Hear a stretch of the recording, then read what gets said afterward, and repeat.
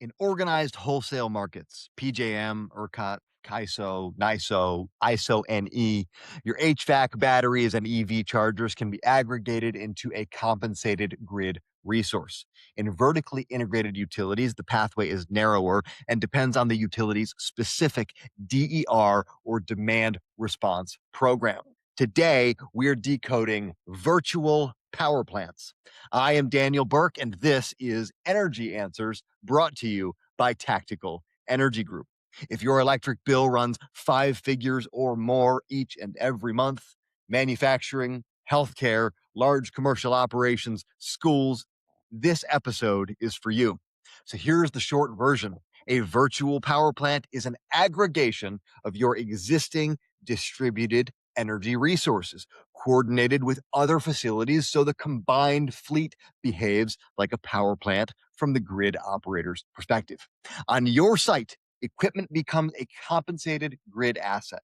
The question for your operation is whether you have the right assets enrolled with the right aggregator to capture that direct payment.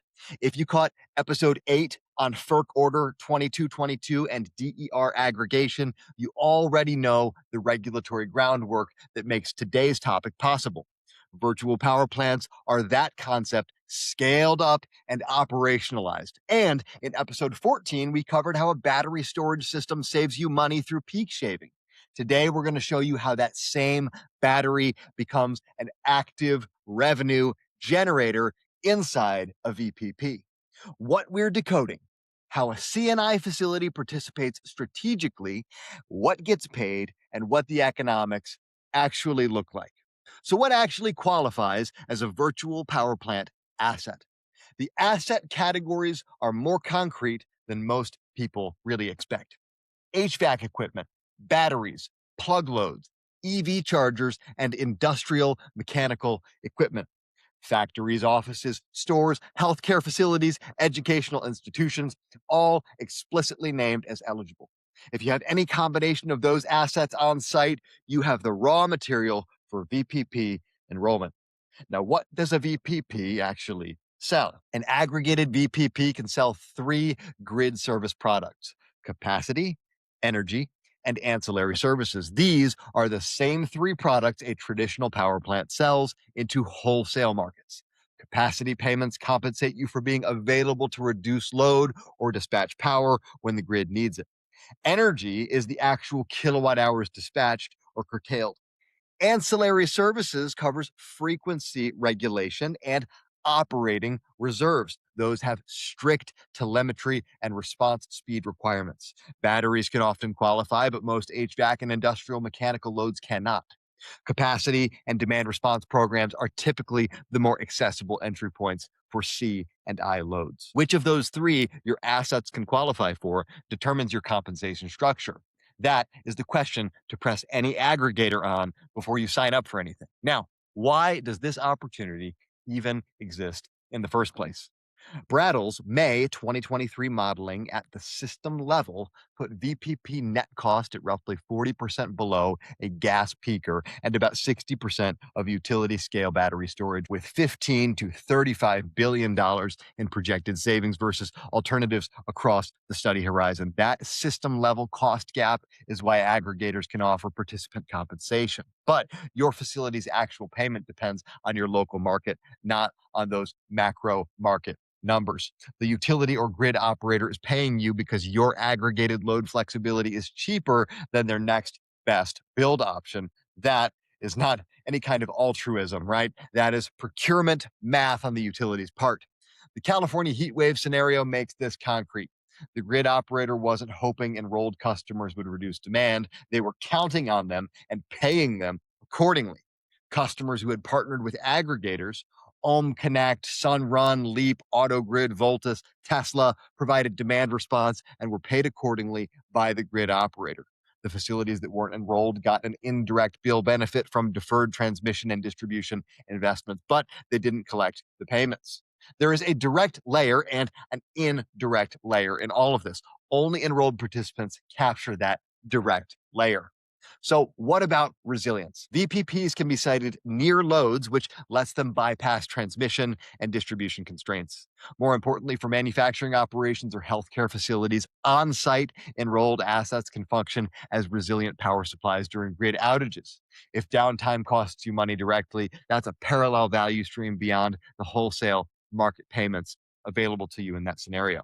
One flag worth raising, though, if your aggregator's pitch leans entirely on projected savings and never gets specific about which of the three grid service products your assets actually qualified for, or they never discuss what happens to your compensation during a contract term if market rules are revised, you've got to press harder.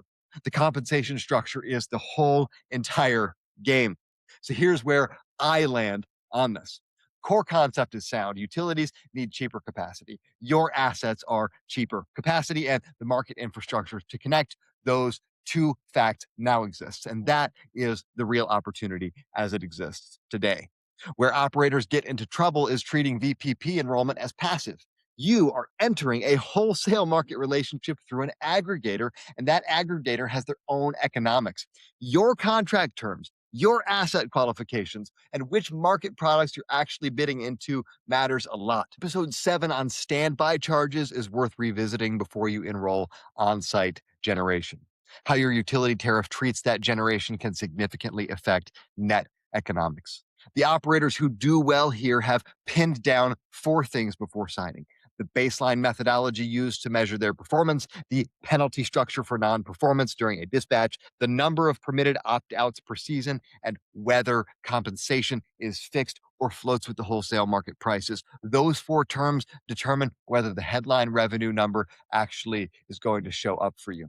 A VPP is a winner when you have qualified assets: HVAC, batteries, industrial equipment, EV chargers, and you're willing to engage with the contract terms carefully rather than hand it off entirely to an aggregator and simply walk away. It becomes a problem when the asset qualification is vague, the grid service products your assets can actually bid into haven't been confirmed, or you haven't thought through how your utility tariff interacts with enrolled on-site generation. The single most important concept here: utilities pay VPP participants because your aggregated load flexibility is cheaper than their next best option. You are a capacity resource. Price yourself accordingly. Look, I don't run your facility. Obviously, that's your job. My job is to bring you definitive answers to the most pressing energy questions facing commercial and industrial operators like you. So, the bottom line on virtual power plants: if you have enrollable assets and your facility's load is flexible, VPP participation is a direct revenue stream. The only way to capture it is active enrollment with the right aggregator and a clear understanding of which grid service products your assets qualify for. Now, here are a few questions you can bring to your team around this topic. First, which of our on site assets actually qualify for VPP enrollment? And have we confirmed which grid service products, capacity, energy, or ancillary services those assets can bid into? Second, have we pressure tested any aggregators' compensation projections against the specific market products our assets qualify for, not just the headline pro forma numbers? And third, if we have on-site generation, have we reviewed how our utility tariffs standby charge structure interacts with VPP enrollment economics? Fourth, for facilities where downtime is a direct cost, have we quantified the resilience value of enrolled assets separately from the wholesale market compensation? All right. Hey, if today's episode got you thinking about a VPP enrollment decision or a distributed asset project you're already planning, I want to help. Me and the team at Tactical Energy Group created the Energy Decision Blueprint for exactly the situation you're in. If you're an Indiana-based commercial or industrial operation spending 5 figures or more on electricity each month, and you're in energy improvement mode, that means projects, rate decisions, new equipment, here is how it works. We'll jump on a short call and I will learn about your situation and figure out as quickly as possible if I can actually help you. If I can't, I'll tell you why and give you your time back. But if I can, we're going to pull your data, your bills, interval data, relevant project documentation, performance, etc. And then my team is going to crunch it and give you a full opinion, whether the project is optimally structured for your operation, whether the payback is real, and what you may not have considered. We're going to go over everything on a follow-up call, and you'll get the full write-up with no obligation to anything else whatsoever. This process is free.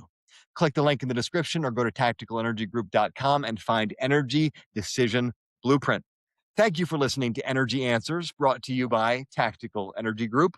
If this episode helped, send it to another operator you know who's dealing with the same headache, and visit tacticalenergygroup.com to get more practical tools for your facilities.